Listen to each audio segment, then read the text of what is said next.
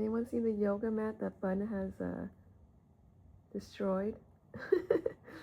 I spied two really cute bun bows. Ah!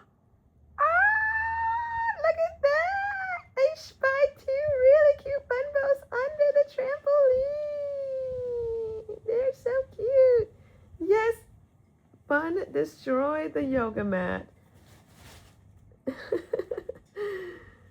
she's better at not doing that, but when we first got her, she was chewing.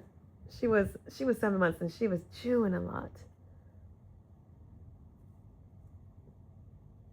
Just saw Bun hop on by. Now Nut is chilling here.